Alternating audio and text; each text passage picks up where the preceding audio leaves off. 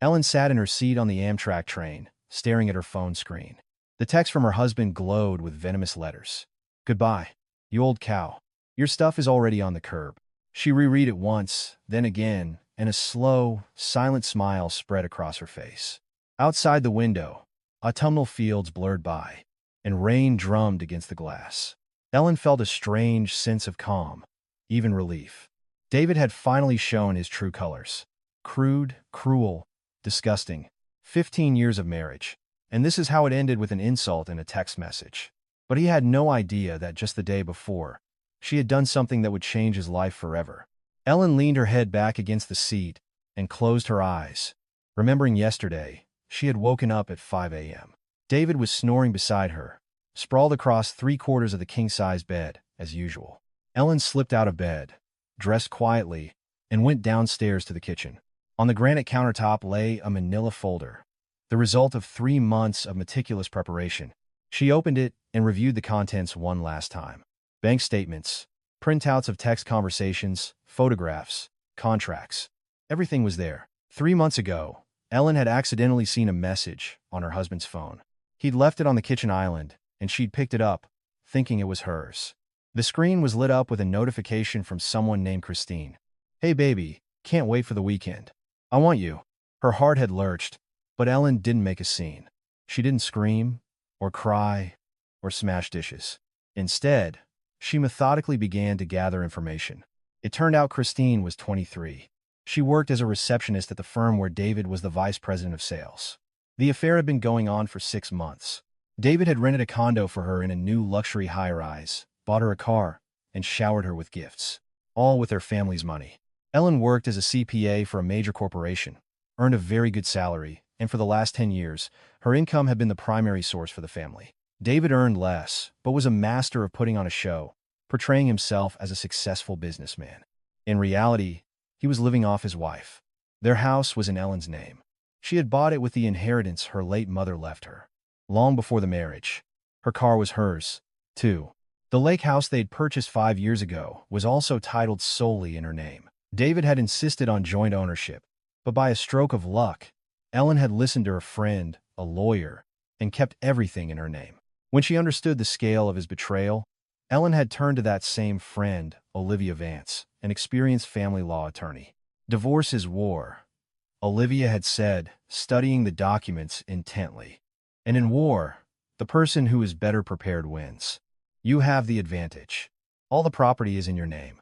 You earn more. And you have proof of his infidelity and his squandering of marital assets." "What do I do?" Ellen had asked. "Prepare. Gather evidence. And then you strike so hard he won't know what hit him." And Ellen had prepared. She hired a private investigator who provided a full report on David's escapades. Photos of him with Christine at fine dining restaurants, hotels, and at a resort in Miami, where he had supposedly gone on a business trip. Video recordings, witness statements. David had transferred huge sums of money to Christine, paid for a condo lease, and bought her jewelry. In just 6 months, he had spent nearly $200,000 on his mistress' money Ellen had been saving for renovations on the lake house and for their daughter's college fund. Yes, they had a daughter. Anna, 18 years old, a freshman in a pre-med program at a university in another state. She lived in a dorm and only came home for holidays. Ellen didn't want to drag her into this sordid story until it was all over. Yesterday morning, sitting in the kitchen with that folder of documents, Ellen had taken the final step. She called Olivia. "I'm ready," she said. "Excellent," the attorney replied. "Be at my office at 10 a.m. We'll sign the divorce petition, and I'll have it filed with the court today. I've also prepared a suit for the division of assets and reimbursement of damages." Reimbursement of damages? He spent marital funds on his mistress without your consent. That's grounds to demand compensation, plus damages for emotional distress. We're going to hit him with a bill he'll never forget. Ellen arrived at the office at exactly 10 a.m. and signed all the papers. Olivia assured her the documents would be filed with the court that same day. "Now for the most important part," the lawyer said. "Don't say a word to him. Let him find out about the divorce from a process server. You go on your business trip as planned. By the time you get back, the wheels will already be in motion." Ellen nodded. The business trip was real. She had to attend a seminar for CPAs.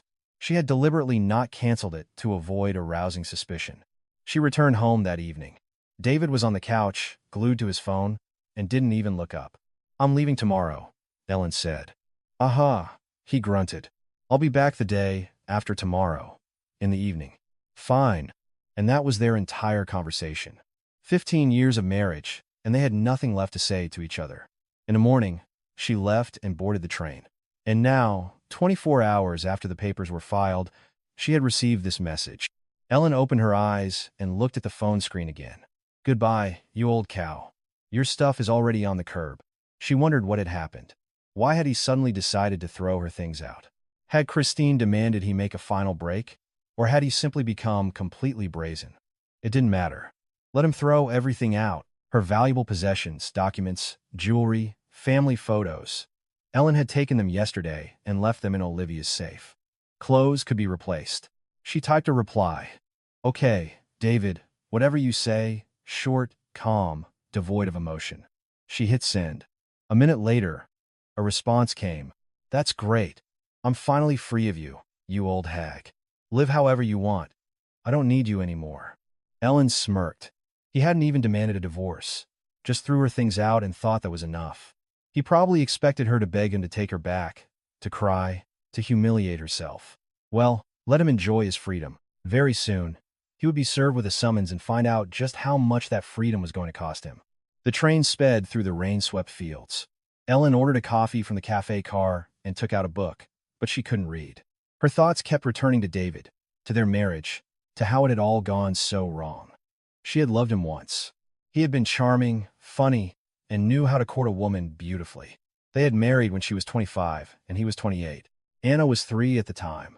The first few years were happy. Then David began to change, becoming coarser, more indifferent. He stopped helping around the house, spending more and more time at work or with friends. Ellen shouldered everything: the house, the child, the finances. And he only criticized her for her weight, for looking tired, for letting herself go. He wanted someone young, beautiful, and carefree, and he had found one. Her phone vibrated again. A text from Olivia. "Ellen, the documents are filed. He'll be served tomorrow. Hang in there. Everything will be fine." Ellen replied, "Thanks. He already texted me that he threw my things out and that he doesn't need me anymore." The response was instant. "Excellent. That's another ace up our sleeve. Save the screenshot. It's evidence of cruel and inhuman treatment." Ellen took a screenshot of the conversation and sent it to Olivia. Outside, dusk was beginning to fall. The train was approaching its destination. Ellen finished her cold coffee and thought about what would come next. Divorce, division of assets, court. And then, a new life. Without David, without his rudeness, his cheating, and his contempt, she was 40 years old. There was so much time ahead, so many possibilities. She smiled at her reflection in the dark window. David thought he had gotten rid of an old cow. In reality, the old cow had gotten rid of him, and very soon, he was going to regret every single word he'd said. Her phone buzzed with more incoming texts. "Don't even bother coming back. I'm finally free of you. Christine is moving in with me tonight." Ellen methodically screenshotted each message and forwarded them to Olivia Vance. The seminar ended, and she took the train back to her home city. The train arrived early in the morning. Ellen took a cab not home. She had no intention of returning there just yet, but to a small hotel downtown that she had booked in advance. She needed time to wait for David to be served. It happened the next day, around noon. Ellen had just finished a work meeting when her phone exploded with a series of calls. She declined the first 3, but on the 4th, she answered. "What the hell is this?" David's voice trembled with rage. "What divorce? What lawsuits? You got the papers." Then, Ellen stated calmly, "Means the process server did his job." "Are you insane?" he yelled. "I kicked you out." "Me? You think you can just—" "David," Ellen interrupted, and her voice had a steel edge he had never heard before. "I filed for divorce the day before you sent me your touching little text message. So technically, I dumped you. You just didn't notice." There was a stunned silence. Ellen could almost physically feel the pieces clicking together in his head. You planned all this?" he said slowly. "Yes," she replied simply. "For 3 months, David. For 3 months, I've known about you and Christine. About the condo you rented with our money. About the car you bought her. About the business trip to Miami. I know everything. You were spying on me? I was protecting my interests, Ellen corrected. And you know what the funniest part is? If you had just asked for a divorce, we could have handled this civilly. But you chose to throw my things on the curb and call me an old cow. Ellen, listen. His voice took on a pleading tone. We can talk about this. We don't need court. Lawyers. Too late, she cut him off. You made your choice when you sent that text. Now I'm making mine. You can't take the house, he exploded again. I live there. Where am I supposed to go? I don't know, David. Maybe to that condo you rented for Christine. With my money, by the way. Or has she already decided she doesn't want you now that she knows you're broke? She heard him breathing heavily into the phone. I'll file a countersuit, he growled. I'll find a lawyer who will tear your Olivia Vance to shreds. Please do. Ellen's voice was filled with genuine indifference.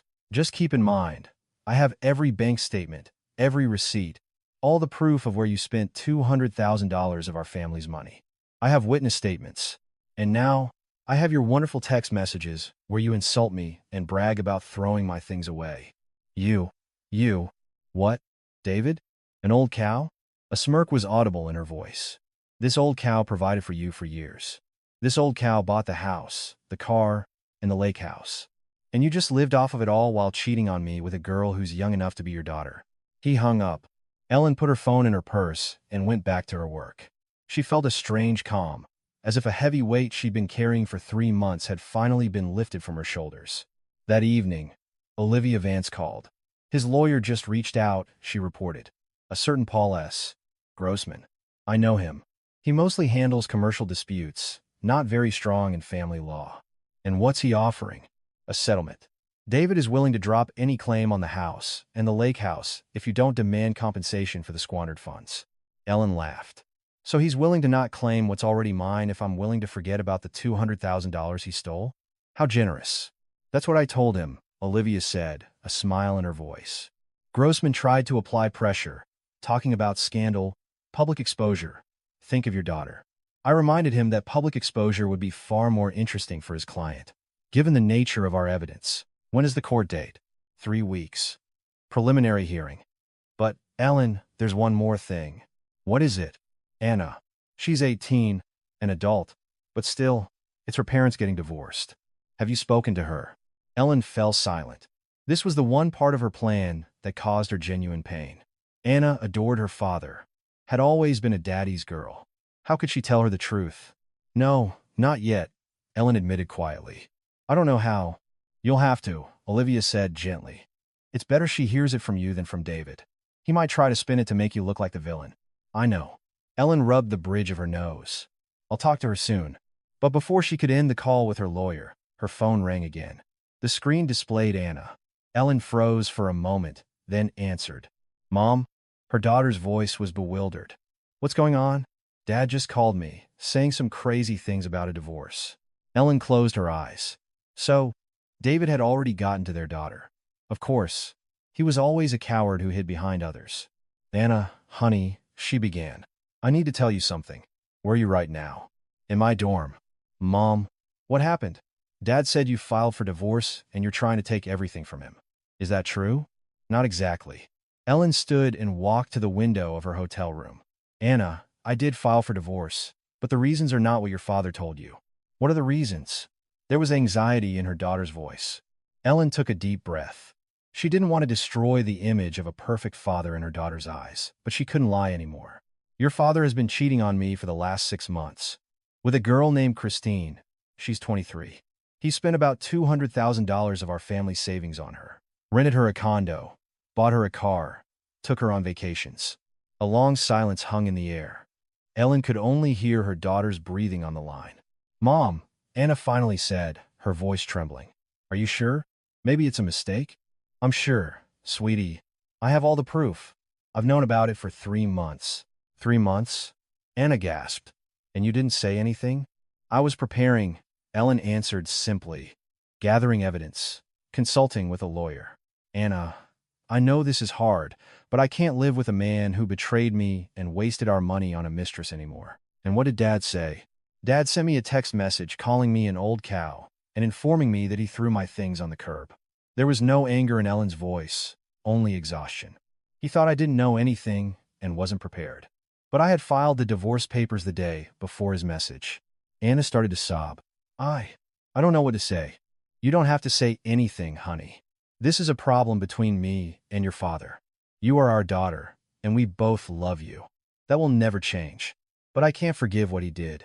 I need time, Anna whispered, to process all of this. Of course, Ellen felt a lump forming in her throat. I love you, Anna, no matter what happens.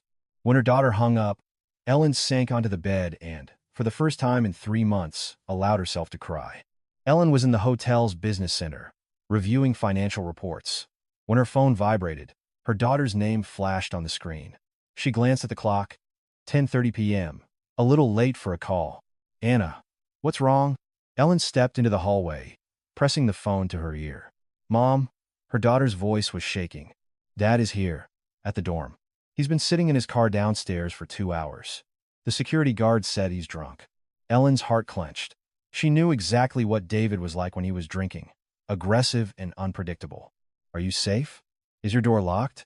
Yes, I'm in my room. But he keeps calling and texting, saying he wants to talk. Mom, I'm scared. Ellen clenched her fists. Even now, with his world collapsing, he could only think of himself, not how his behavior was affecting their daughter.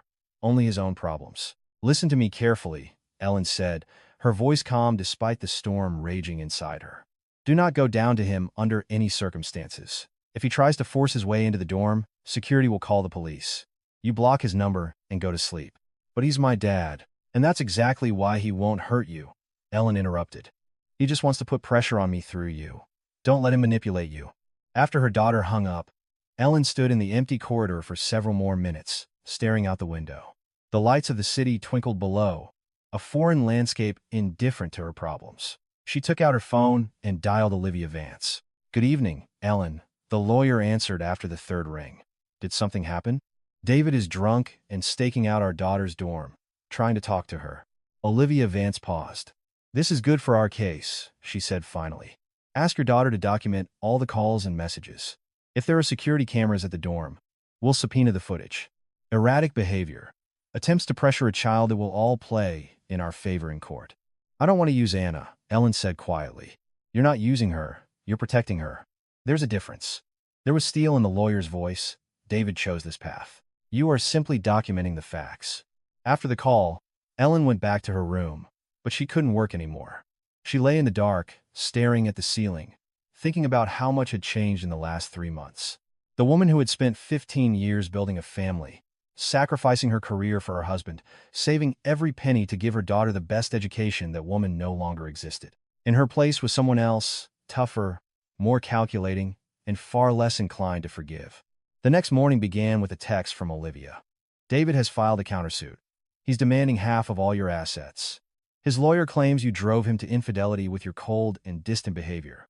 Ellen reread the message 3 times, and with each reading, a brighter flame of rage ignited within her. What's our next move? She typed in response. We'll meet tomorrow when you're back. I'll prepare our counterarguments. We have everything we need to dismantle his claims. Don't worry. Don't worry. Easy to say. Ellen made a cup of tea and sat by the window. Somewhere out there in the city was David. Maybe in Christine's condo. Maybe in a hotel.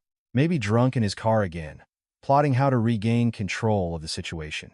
But he had no more control, and he never would again. The next day, Ellen met with Olivia Vance at her office. The lawyer looked pleased. Excellent news. She pushed a folder across the desk. The P.I. got some additional material. It turns out David wasn't just spending family money on Christine. He was also writing off some of the purchases as corporate expenses for his company. Fake business trips, inflated entertainment expenses. This could be classified as fraud. So, in addition to our civil suit, we can trigger an IRS audit of his activities. Olivia took off her glasses and looked directly at Ellen. The question is, how far are you willing to go?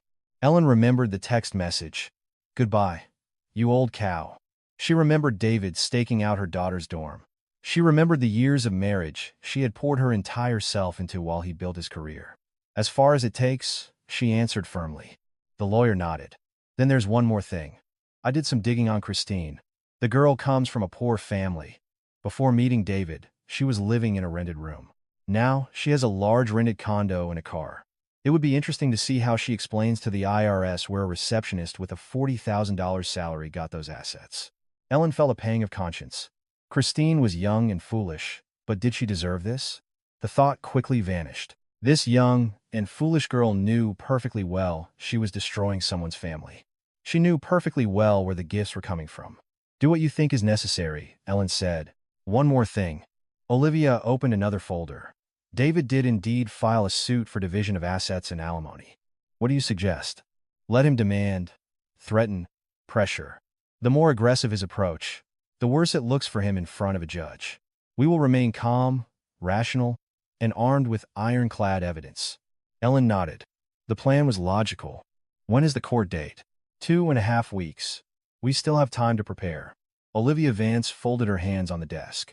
Ellen, I have to warn you. David is not the type to give up easily. He will fight to the end, using any means necessary. Be prepared for things to get worse before they get better. I'm ready. Ellen stood up. I've been ready since the moment I found the first receipt for a money transfer to Christine's account. Leaving the lawyer's office, she felt a strange sense of peace. Yes, a battle was ahead, but she had weapons he didn't. The truth, evidence, and an iron will. Her phone vibrated. A text from an unknown number. You're going to regret this. I'll take everything from you. Ellen smirked and deleted the message without replying. David could threaten all he wanted. The time for threats was over. Now was the time for consequences. Meanwhile, Ellen returned to her house, knowing David had moved out. She made a chamomile tea, but her phone suddenly came to life again. Ellen, I have news. The lawyer's voice sounded tense. David filed a motion to freeze your assets, including the house. He's claiming you're planning to sell the property before the trial. Ellen felt a chill run down her spine. Can he do that? He can try, but we have all the documents proving the house was purchased with your premarital funds, and that you invested your own money in renovations. I'm already preparing a response. Olivia paused. But there's something else. A colleague of mine who represents the firm where your husband works called me. It seems they've started an internal audit of their financial records. And David is panicking. He's trying to cover his tracks. But it's too late. The accounting department has already found discrepancies amounting to over $300,000. It's not just the money spent on Christine. There are other shady schemes involved. Ellen slowly set her cup down. $300,000. She had known about $200,000, but it turned out her husband had been stealing even more. What happens now? The firm could sue him or file a police report. It depends on how seriously the management takes embezzlement. The lawyer lowered her voice. Ellen, this changes everything. If a criminal case is opened against him, his lawsuit for division of assets and alimony becomes laughable. After the conversation, Ellen sat motionless for a long time. Her goal had simply been to get divorced, keep her property, and get compensation for the money he'd spent. But David had walked himself right into this trap. 2 days later, Anna called. Her daughter's voice was shaking. Mom, Dad came by again. He looked awful, unshaven, wearing wrinkled clothes. He said he's going to be fired, that you set him up, that you've ruined his life. Anna, I didn't set anything up, Ellen replied wearily. He chose this path himself. I'm just protecting myself and you. I know, Mom. I just want this to be over. Soon, sweetie. Just hold on a little longer. After the call with her daughter, Ellen felt a pang of guilt. Anna was caught in the crossfire, and it was unfair. But what could she do? Forgive David? Let him take half of what she had earned for years? Turn a blind eye to the insults and humiliation? No, she had come too far to turn back now. The next morning, Ellen arrived at work to find a bouquet of wilted roses on her desk. Attached was a note from a grateful husband. The handwriting was unfamiliar, but the message was clear. Her colleague, Maria, peeked into her office. Ellen, what is this horror? David's trying hard, Ellen replied dryly, tossing the bouquet into the trash. Trying to scare me. You should report this to the police. I already have. My lawyer is handling it. Maria shook her head. I always thought David was a decent man. How wrong I was. I was wrong too, Ellen said quietly. For 15 years. At lunch, Olivia Vance called with news. The firm had filed a police report. A criminal case for embezzlement had been opened. David had been called in for questioning. Ellen closed her eyes. She didn't want to rejoice in someone else's misfortune. even if that someone was her estranged husband. But a wave of relief washed over her nonetheless. What does this mean for our case? The court will most likely dismiss his countersuit. A man accused of theft can't lay claim to his spouse's property. Moreover, we can demand reimbursement for all legal fees in emotional distress. And the house? The asset freeze? The motion was denied. Ellen exhaled, the first major victory. That evening, as she was returning home, a strange young woman was waiting for her near the entrance to her building. Young, heavily made up, in a short skirt and high heels. "Christine, are you Ellen?" Her voice was defiant, but Ellen detected a note of uncertainty. "Yes, I'm Christine. We need to talk." Ellen stopped a few feet away from her. "About what?" "About Dave. You're ruining his life." "Me?" Ellen scoffed. "He ruined his own life, with his own two hands." Christine stepped closer, tears glistening in her eyes. "He says you set him up at work, that you did it on purpose." "I didn't set him up," Ellen interrupted calmly. "I'm just divorcing a man who called me an old cow and threw my things on the curb. The fact that he was stealing money from his company was his choice, not mine. He's not a thief." Christine raised her voice. He wanted to give me a better life." "With stolen money?" Ellen shook her head. "Kid, you're 23. You're young. You're pretty. Why do you need a married man who steals from his own family and his employers?" Christine fell silent, her lips trembling. "He said he loved me, that he'd get a divorce and we'd be together." "And you believed him?" A note of unexpected pity entered Ellen's voice. This girl was almost the same age as her own daughter. Naive, foolish, in love with a man who used her just as he used everyone around him. "Listen to me carefully," Ellen said. "David won't be with you, even if we do get divorced. He'll find the next one, and the one after that, because the problem isn't me, it's him. He doesn't know how to be honest. Not with his wife, not with his mistress, not with his employer. He lies to everyone, and he's lying to you." "No. Did he tell you that the condo he rented for you was paid for with family money? That the car was bought with funds I was saving for my daughter's education?" Ellen looked Christine directly in the eye. "Did he tell you he has a daughter who is your age?" Christine turned pale. "He has a daughter? 18 years old, a pre-med student. Her name is Anna." The girl staggered back a step, her face contorting. "He told me he didn't have any kids. That you and he were basically strangers living together. He lied, just like he lied about everything else." Christine turned and hurried away, stumbling on her heels. Ellen watched her go, feeling a strange emptiness. There was no triumph, only fatigue. Back in her apartment, Ellen put the kettle on and sat by the window. The phone was silent. David wasn't texting, wasn't calling. Maybe he was at the police station being questioned. Maybe he was getting drunk somewhere with friends, complaining about the injustice of life. Or maybe, just maybe, he was finally starting to realize what he had done. Ellen looked at the calendar. The court date was 1 week away. Just 1 week, and this chapter of her life would be closed forever. She took a sip of tea and smiled. For the first time in many months, the smile was real. The next day, Ellen sat in Olivia Vance's office, looking at the folder of documents the lawyer had just placed on the desk. A fine October rain was drizzling outside, the drops tracing winding paths down the glass. "All right," Olivia began, adjusting her glasses. "The court date is a week away. Let's go over all the case materials one more time." Ellen nodded, but her thoughts were elsewhere. "Ellen, are you listening to me?" The lawyer's voice brought her back to reality. "I'm sorry. I was just thinking." Olivia looked at her intently. "I understand this is difficult, but we need to focus right now." Ellen nodded silently. "What about the criminal case?" she asked. The lawyer opened another folder. "The investigation is proceeding. The company has provided all the documents confirming the embezzlement. The total damages amount to $320,000. Under federal law, that's a serious felony. He's looking at 5 to 10 years in prison." Ellen felt something tighten inside her. 10 years. David, her daughter's father, could go to prison for 10 years. She had never wished that upon him. She just wanted justice.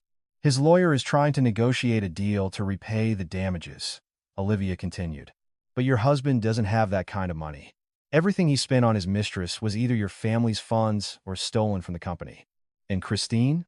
Ellen asked, surprising herself. "What about her?" The lawyer smirked.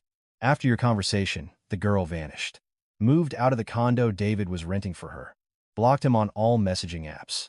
Rumor has it, she went back to her parents.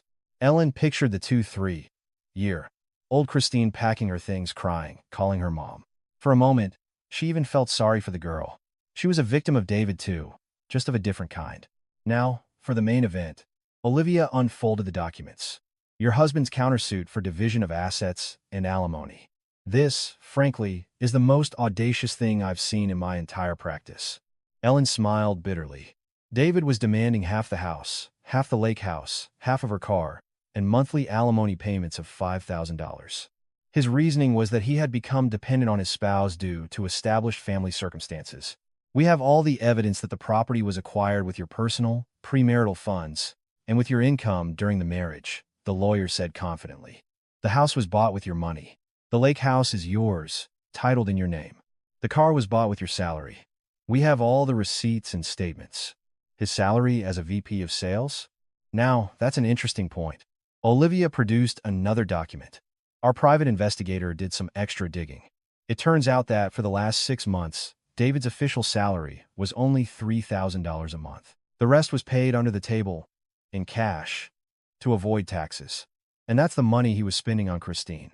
Ellen was silent, processing the information. So, while she was working to provide for the family, paying for their daughter's dorm and tuition, paying for groceries, he was getting cash under the table and supporting a mistress. The court will dismiss his claim, Olivia said with certainty. He has no grounds to claim your property. Furthermore, we have filed a counterclaim for damages of $200,000, the money he spent from the family budget. Just then, Ellen's phone vibrated. A text from an unknown number. She opened it and felt the blood drain from her face. You'll regret this. I will destroy you in court. You'll be left with nothing, you old fool. Olivia noticed her reaction. What is it? Ellen silently handed her the phone. The lawyer read the message and frowned. That's a threat. We'll add it to the case file.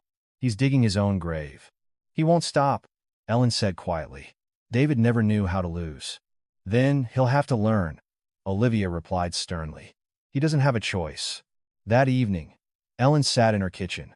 The rain had intensified, drumming against the windowsill. She looked at her phone screen, where that very first message from David was open. Goodbye, you old cow. Your stuff is already on the curb. She had smiled when she received it then, because she knew he had already lost. He just didn't realize it yet. But now, after all this time, she didn't feel like smiling. She felt tired, empty. Divorce wasn't a triumph, Ellen realized. It was a collapse. A collapse of hopes, of plans, of the life she had built for 15 years. Yes, she had done the right thing. Yes, she had protected herself and her daughter. But that didn't make it any easier. The phone vibrated again. This time, it was Anna calling. Mom, her daughter's voice was trembling. Can I come stay with you right now? Of course, honey. What happened? He was texting me again. Dad? He's asking to meet. Says he wants to explain himself. Mom? I don't know what to do. Ellen gripped the phone tightly. Come over. We'll talk. 2 hours later, Anna was sitting on the couch, wrapped in a blanket, a mug of hot cocoa in her hands. She looked exhausted, with dark circles under her eyes and a pale face. He's texting that it's all a misunderstanding, the girl said. That you got it all wrong. That he loves both of us. That we're a family. Ellen sat beside her and put an arm around her daughter's shoulders. Anna, listen to me carefully. Your father made his choice. He didn't choose us. He spent hundreds of thousands of dollars on another woman while I was working to support us. He stole money from his company. He called me a cow and threw my things away. This is not a misunderstanding. This is his true self. Anna was silent, tears streaming down her cheeks. But he's my dad, she whispered. He taught me how to ride a bike. He took me to the zoo. He read me bedtime stories. I know, Ellen said softly. And that's the scariest part. That a person can be a good father and a terrible husband at the same time. He can love his daughter and betray his wife. People are complicated, Anna.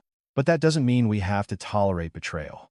Her daughter leaned against her, and they sat like that for a long time, listening to the rain. 2 women, betrayed by the same man. I'm scared, Anna confessed. Scared that after the court case, everything will change for good. That I won't have a father anymore. You will always have a father, Ellen replied. But I no longer have a husband, and that's the right thing. Her phone vibrated again. Another text from David, from a new number. Let's meet before the court date. Talk like adults. Maybe we can work something out. Ellen showed the message to Anna. What are you going to reply? Her daughter asked. Ellen thought for a moment, then slowly typed. All communication will be through our lawyers in court. And she hit send. Anna looked at her, surprised. You're not even going to hear him out? No, Ellen said firmly. I've listened to him for years. Now, let him listen to the judge. At that moment, another call came in from an unknown number. Ellen frowned and answered. Hello? Ellen Miller? An unfamiliar male voice. This is Detective Peterson. I'm handling the embezzlement case at Alliance Corp. I need to meet with you, urgently. We have new information about your husband. Ellen felt her heart sink. What information? I can't discuss it over the phone. Please come to this address tomorrow at 10 a.m. He recited the address of the county's Economic Crimes Unit. When the call ended, Anna was staring at her mother with wide eyes. What else happened? Ellen slowly shook her head. I don't know, but it seems the story with your father isn't over yet. Ellen rode in a cab to the investigative unit's building, nervously twisting the strap of her purse. Detective Peterson's voice on the phone had sounded unusual, not officially detached as before, but almost agitated. Come as soon as you can. This is important. What else could have surfaced? $300,000 from the company. $200,000 from the family budget for a mistress. Wasn't that enough? We're here, the driver said, turning to her. Ellen paid and entered the familiar building. An assistant was waiting for her at the front desk. Mrs. Miller? This way, please. Detective Peterson is in his office. They went up to the third floor. The detective met her at the door. On his desk was a thick case file, and next to it, a laptop with an open screen. Have a seat. Detective Peterson gestured to a chair. What I'm about to tell you significantly changes the picture. Ellen sat, clasping her hands on her knees. While reviewing your husband's financial transactions, we found something interesting. The detective opened the file. In addition to the $300,000 embezzled from the company, David Miller was involved in money laundering through shell corporations. What? Ellen felt her back go cold. He created 3 shell companies, through which he ran fictitious deals. The total amount is around $1.2 million. Detective Peterson laid out printouts of bank statements on the desk. The money came from individuals with criminal records, was laundered, and then sent overseas. Ellen stared at the numbers, unable to believe it. $1.2 million. Her husband, the man she had lived with for 15 years, wasn't just a cheater and a thief, but a participant in a criminal enterprise. But that's not all. The detective turned the laptop towards her. Yesterday, a woman named Marina Stone contacted us. She claims to be the mother of his son. The world swam before Ellen's eyes. She gripped the edge of the desk. His son? The boy is 3 years old. The woman provided a birth certificate where David Miller is listed as the father. Detective Peterson pulled a copy from the file. According to her, your husband was supporting her and the child for the last 4 years. He rented an apartment for them, gave her money to live on. When his legal trouble started, he just disappeared and stopped answering her calls. Ellen took the document with trembling hands. Birth certificate. Father, David A. Miller. The birth date matched. Mother, Marina E. Stone. She's demanding child support, the detective continued, and claims that David promised to marry her as soon as he divorced you. So, Christine wasn't the first, Ellen heard herself say, as if from a distance. And not even the second, it seems. Marina Stone said she met your husband 5 years ago. He introduced himself as single, said he was divorced.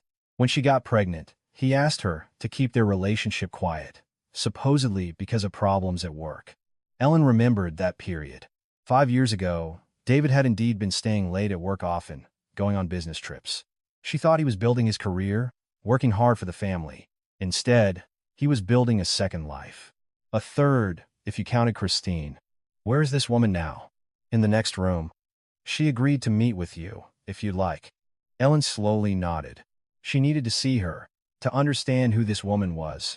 The one for whom David had lived a double life for 4 years. A minute later, she saw a young woman in her early 30s. Slender, with dark hair pulled back in a ponytail, wearing simple jeans and a sweater. She looked tired and tense. Marina, this is Ellen Miller. Peterson introduced them. Hello. Marina sat in the chair opposite Ellen. Her voice trembled. I didn't know. I swear, I had no idea he was married. He showed me pictures of a house, said he lived alone, told me he'd been divorced for years. Ellen watched her silently. This woman was a victim too, deceived, used, and abandoned with a child. Do you have a picture of your son? She asked. Marina took out her phone and handed it over. A blonde, gray-eyed boy was smiling on the screen, a spitting image of David as a child. Ellen had seen similar photos in their family album. His name is Arthur, Marina said quietly. He loves his daddy so much.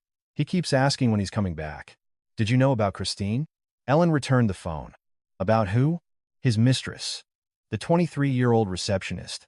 He spent $200,000 on in 6 months. Marina turned pale. No, I thought Arthur and I were his only secret. He said he would sort everything out soon and we could live openly. Detective Peterson cleared his throat. Ladies, I understand the situation is difficult, but I need to finish my report. Miss Stone, do you confirm your statement? Yes. Marina wiped her eyes. Dave gave me $1,000 a month for the child. He paid for the apartment, $1,500. Sometimes he bought clothes, toys. The last time I saw him was 3 weeks ago. He said he was having problems at work, asked me to wait, and then he just vanished. His phone is off. He doesn't answer texts. He's in jail, Ellen said, under investigation for embezzlement and money laundering. Marina covered her face with her hands. Oh my God, what am I going to do now? I have a mortgage, a child, I'm all alone. Ellen looked at her and suddenly felt a strange kinship. They had both been deceived by the same man. Both had believed his lies, made plans, hoped for a future. Only Marina had been less fortunate. She was left with a 3-year-old child and no guarantees. Detective Peterson, Ellen turned to the investigator. Will this information affect the case in any way? Absolutely. Supporting his second family explains where some of the embezzled money went. Plus, the very act of concealing a child speaks to the defendant's character. It's an aggravating circumstance. And what about child support for the son? Ms. Stone can file a claim, but given that Mr. Miller is under investigation and has no official income, collecting anything will be problematic, at least until the court makes a decision. Ellen took Olivia Vance's business card from her purse. Here are the contact details for my lawyer. Call her. She'll help you file the child support claim correctly and tell you what to do next. Marina took the card, looking at Ellen with surprise. But why would you? I was. You are not to blame. Ellen stood up. He is. And he should be held accountable for something, at least. Leaving the building, Ellen paused on the steps, breathing in the cold air. Her head was a mess. A 3-year-old son. Another woman. $1. $2 million in laundered money. How many more secrets was the man she had shared a bed with for 15 years hiding? Her phone vibrated. A text from Anna. Mom, where are you? Call me, please. Ellen dialed her daughter's number. Mom! Anna's voice was alarmed. Some woman came to the dorm, asking about you and Dad. She said she had important information, and she left a phone number. What did she look like? About 40, in an expensive coat. A blonde. She seemed very nervous. She said her name was Svetlana. Ellen felt her heart plummet. Surely not another one. Svetlana turned out to be the final piece in the mosaic of lies David had been building for years. They met in a small cafe. Ellen came alone. Her daughter had categorically refused to engage with the ghosts of her father's past. Svetlana was already at a table by the window, nervously stirring a cold coffee. Up close, she looked exhausted despite her expensive clothes and professional makeup. There were shadows under her eyes that even foundation couldn't hide. Thank you for coming. Svetlana stood, extending a hand. Her handshake was firm, businesslike. I realize how strange this must look. Strange is an understatement. Ellen sat across from her, not taking off her coat. You tracked down me and my daughter, claiming you have important information about my husband. My ex-husband, she corrected herself. Who are you? Svetlana took a deep breath, clutching the mug with both hands. My name is Svetlana Kravitz. I was David's wife, his legal wife. Ellen felt the ground give way beneath her. She sank back into the chair, unable to believe her ears. What? We got married when he was 20. I was a year older. Svetlana spoke quietly but firmly, as if she had rehearsed this speech many times. We were together for 2 years. He was a salesman for a retail company. I was an accountant. A typical young family. But he said he'd never been married before me. Ellen felt a familiar mix of rage and disgust ignite inside her. He swore I was his first. He promised and swore a lot of things. Bitterness tinged Svetlana's voice. He also promised to love and raise our daughter. But when I got pregnant with our second child, he just vanished. Cleared out our bank accounts, took anything valuable, and disappeared. Ellen's breath caught. A daughter? You have a daughter with David? Svetlana nodded, taking out her phone to show a picture. A beautiful young woman in her early 20s, with dark hair and familiar features. Ellen recognized her father's stubborn chin, the shape of his eyes. Dasha, she's 21, studying architecture. She's never met her father. David disappeared when she was just 2 years old. My God. Ellen covered her face with her hands. How many children does he even have? I tried to find him. Svetlana continued. I filed a missing person report, sued for child support. But he was like a ghost. Changed jobs, addresses, phone numbers. I found out later he had moved to another state for 6 months, and by the time he came back, he was already dating you. He never paid a cent of child support. Rage rose in a wave. Not a single penny in 20 years? Svetlana gave a mirthless smile. The court officers couldn't find him for years. He worked off the books, got paid in cash, registered assets in other people's names. A professional deadbeat. His child support arrears are now over $300,000. Ellen listened in silence, feeling a growing nausea. The man she had spent half her life with, had a child with, had trusted, was a complete monster in human skin. How did you find me? She finally asked. I saw his photo in the news by chance. Svetlana took out a tablet and opened a saved article. A local news site had written about the criminal investigation against a VP of sales. His picture was there. I recognized him immediately, even though he's older and has put on weight. The article was dated 2 weeks ago. The photo was blurry, but David was indeed recognizable. I immediately contacted my lawyer, Svetlana continued. We reopened the old child support case, found all the court orders. It turns out the enforcement case was never closed. The marshals just couldn't find him. Now that he's involved in a criminal case, there's nowhere to hide. So, you want to get your money, Ellen stated. Not just that. Svetlana looked her in the eye. I want him to answer for everything. For abandoning his child, for the stolen years, for the lies. I found out you filed for divorce, that there's a criminal case. I want to join forces. I want the court to know the whole truth about him. Ellen nodded slowly. A plan was forming in her mind with crystal clarity. Do you have proof of the marriage? Your daughter's birth certificate? The court orders for child support? I have everything. Svetlana patted her purse. For 20 years, I've saved every piece of paper, every receipt. I knew one day he would surface. Then go see my lawyer tomorrow. Ellen took out Olivia Vance's business card. Tell her everything you've told me. We will combine our efforts. Svetlana took the card with trembling fingers. Thank you. I was afraid you wouldn't believe me or would be angry with me. Angry with you? Ellen smiled bitterly. You're as much a victim as I am. As Marina is with her son. As Christine was. Who he used. David is a professional manipulator and a liar. He destroys lives without a second thought. There's something else, Svetlana hesitated. When I was looking for information on David, I stumbled upon something strange. Right after our divorce, he opened a limited liability company in someone else's name. The company existed for 3 years and was then dissolved, but a lot of money passed through it. How do you know that? I have a contact at the IRS.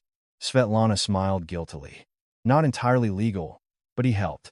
Over 3 years, about $800,000 went through that company. The money was wired overseas, to offshore accounts. Ellen frowned. The investigation found him laundering $2 million in recent years. But if David was doing this 20 years ago, it means this isn't his first time, she muttered. He's been doing it systematically for years. Looks like it, Svetlana agreed. I'll give all the data to your lawyer. Maybe it will help the investigation. They sat in the cafe for another hour, exchanging stories. Svetlana spoke of a young David, charming, charismatic, a master of seduction. She talked about how he gradually changed, becoming secretive and irritable. About finding strange phone numbers, odd receipts, lipstick stains. About how he would swear his fidelity, accuse her of being paranoid, and make her feel like she was going crazy. Ellen listened and saw a mirror image of her own story. The same script, the same manipulations, the same lies. Only the names and dates were different. As they parted ways outside the cafe, Svetlana unexpectedly hugged Ellen. "We'll get him," she whispered. "Together, we'll definitely get him." Ellen hugged her back, feeling a strange solidarity. Two women, separated by 20 years, united by the same betrayal. The next day, Olivia Vance listened to Svetlana in her office, meticulously noting every detail. When Svetlana finished, the lawyer leaned back in her chair with a triumphant smile. "This changes everything," she said. "Absolutely everything. Concealing a prior marriage when registering a new one. Evading child support for 20 years, possible fraud from decades ago. I'll pass the information about the offshore company to the detective," Olivia added. "If David has been laundering money since the 2000s, it could increase his sentence. And most importantly, if they can find those millions, or even part of them, they can be seized to pay off his debts." Ellen stared out the window at the drizzling rain. The first divorce hearing was in 3 days. Now, added to that were a petition to annul the marriage, Svetlana's lawsuit to collect child support, and a criminal case for embezzlement and money laundering. David had built a house of cards from lies for over 20 years, and now it was collapsing, burying him under the wreckage of his own crimes. Justice, Ellen thought, sometimes comes slowly, but when it comes, it is merciless. Ellen sat in the courtroom, her hands clasped tightly in her lap. The rain outside had stopped, but the room was thick with tension. Next to her, Anna, pale but composed, held her hand. On the opposite side sat David, unshaven, in a wrinkled suit, with puffy eyes. His lawyer, Paul Grossman, nervously shuffled papers. Olivia Vance, in contrast, looked as confident as a general before a decisive battle. The judge, a stern woman in her 50s, called the session to order. They began with Ellen's petition for divorce and division of assets. Olivia methodically presented the evidence: bank statements, photos, the private investigator's reports. She emphasized that all the major assets, the house, the lake house, the car, belonged to Ellen by right, having been acquired with her own funds. Then she moved on to David's expenditures on Christine and Marina, the abusive text messages, and the attempts to pressure their daughter. David sat silently, staring at the floor. When it was his turn, Paul Grossman read the countersuit, demanding half of all assets and alimony. He argued that Ellen's coldness and indifference had driven his client to infidelity, that David was a victim of circumstance. Olivia smirked. "Your Honor, I would like to present new evidence. First, the certificate of the defendant's prior marriage to one Svetlana Kravitz." She submitted the document. "The marriage was dissolved, but the defendant concealed this fact when marrying my client. This is grounds for annulling the second marriage as fraudulent." A murmur went through the courtroom. David jerked his head up, his face contorted. "Second," the lawyer continued, "the defendant has a daughter from his first marriage, Dasha Kravitz, and a son with Marina Stone, Arthur Stone.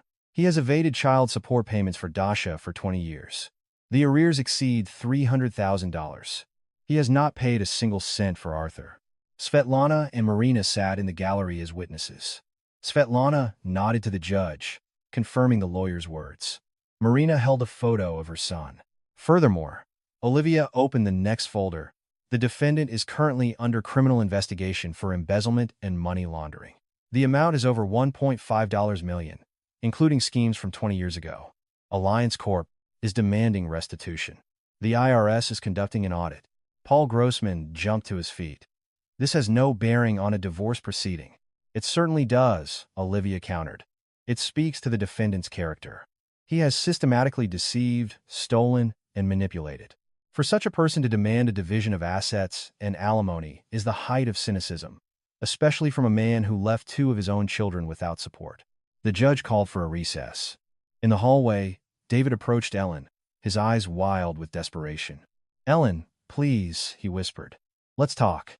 I didn't mean for this to happen. I got confused. For Anna's sake." Anna turned away. Ellen looked at him coldly. "You destroyed everything yourself, David. Now, you have to answer for it." After the recess, the judge read her decision. The divorce was granted. The marriage was annulled due to fraudulent concealment of a prior marriage. All property remained with Ellen. David was ordered to pay $200,000 in compensation for the squandered marital funds, plus an additional $50,000 for emotional distress. His countersuit for assets and alimony was dismissed. The court forwarded the case to enforcement agencies to collect the child support arrears for Dasha and Arthur. David slumped in his chair. His lawyer whispered, "We'll appeal." But his eyes betrayed defeat. A month later, the criminal trial took place. The indictment expanded, uncovering offshore accounts and links to shady figures. David pleaded partially guilty, trying to blame his partners. The judge sentenced him to 8 years in federal prison with forfeiture of assets, what little he had left. The money from the offshore accounts was seized, with a portion going to pay off his debts, child support to Svetlana and Marina, compensation to Ellen, and restitution to his former company. Ellen stood by the window of her house, watching the spring sun.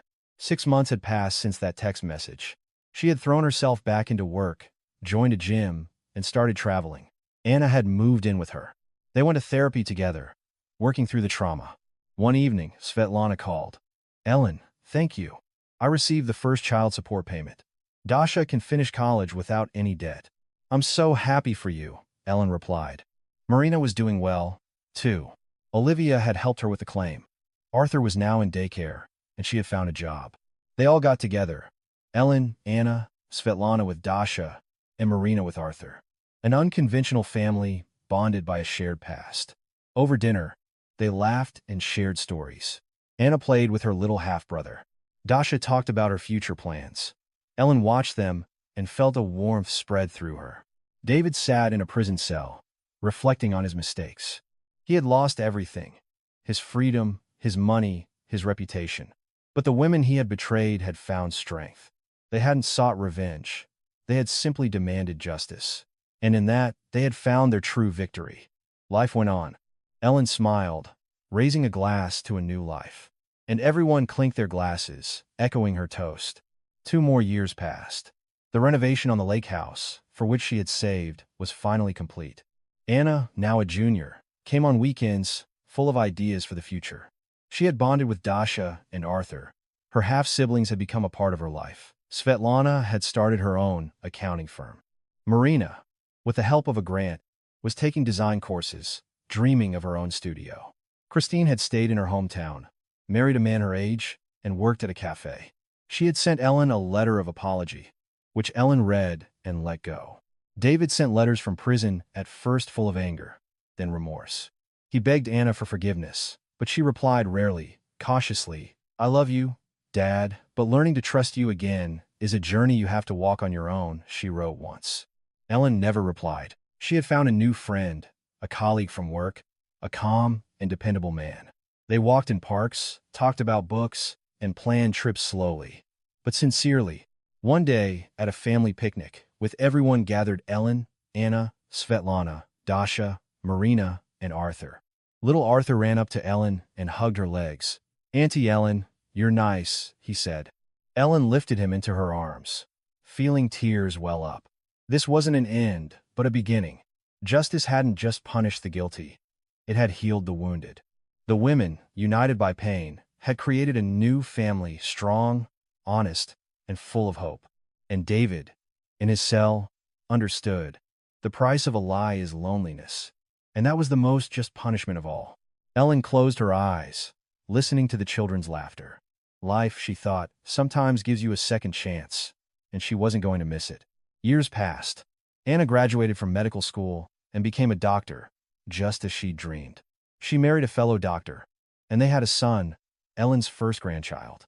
Everyone gathered for the christening: Svetlana and Dasha, who was now a successful architect designing low-income housing; Marina and Arthur, now a teenager obsessed with sports. David was released from prison after 6 years for good behavior. He came to Ellen's door with a bouquet of flowers, older and broken. "Ellen, I've changed. Please give me a chance to see the kids." Ellen looked at him for a long moment. "The children can decide for themselves. As for me, I've forgiven you, but there's no going back." He nodded and left. Anna met with him a month later, cautiously rebuilding bridges. Dasha and Arthur did too, under their mother's watchful eyes. David found a simple job and paid his child support reliably. He lived a quiet, lonely, but honest life. It was his penance. Ellen, in her 50s, felt young. She anonymously wrote a book about her story for others in trouble, and it helped many women find their strength. Justice, she realized, wasn't always about prison or money. It was about healing, growth, and the love that triumphs over betrayal. And walking with her grandson under the autumn sun, Ellen smiled. Her life was full,